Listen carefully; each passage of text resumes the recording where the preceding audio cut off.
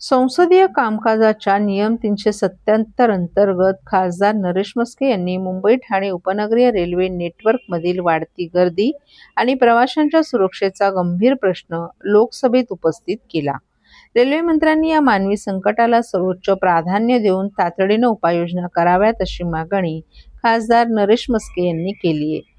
Mumbai urban transport project अंतर्गत 57,000 कोटी रुपयांहून अधिक गुंतवणूक झाली आहे.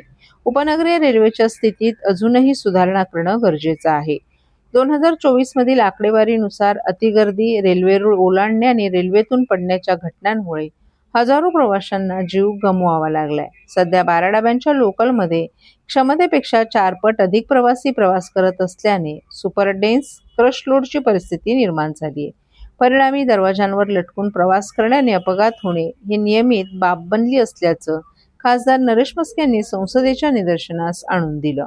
संसदीय समिती आणि न्यायालयांच्या स्पष्ट निर्देशानंतरही 15 डब्यांच्या गाड्यांचा विस्तार, स्वयंचलित दरवाजे, फेन्सिंग आणि प्लॅटफॉर्मची उंची वाढवणं यांसारख्या मूलभूत सुरक्षाविषयक उपाययोजनांची अंमलबजावणी अत्यंत संथगतीनं होत असल्याची खंतही खासदार नरेश म्हस्के यांनी व्यक्त केली आहे.